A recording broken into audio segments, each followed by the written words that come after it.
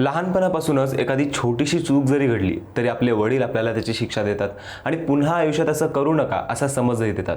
मात्र घडलेली चूक चूक नसून घोर अपराध असेल तर अशा वेळी वडिलांनी काय करावं हे या घटनेतून दिसलं. उत्तर प्रदेशमधील मेरठ पोलिसांनी एका आरोपीला ठार केलं.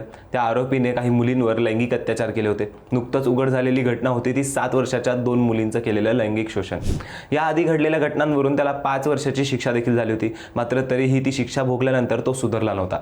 त्या आरोपीचं नाव होतं शहजाद. त्या 2 मुलींवर लैंगिक अत्याचार केल्यानंतर शहजाद एका जंगलात जाऊन लपून बसला होता. पोलिसांनी तपास केला. त्याचा शोध लागल्यानंतर पोलीस त्याच्यापर्यंत पोहोचले आणि शहजाद आणि पोलिसांमध्ये चकमक झाली आणि त्यामध्ये शहजाद ठार झाला.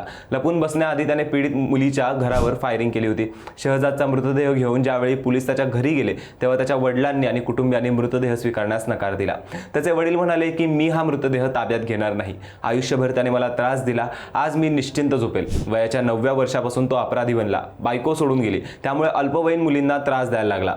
सुधारण्याचे सगळे प्रयत्न केले मात्र सुधारला नाही. पोलिसात दिलं मात्र तरीही तो सुधारला नाही.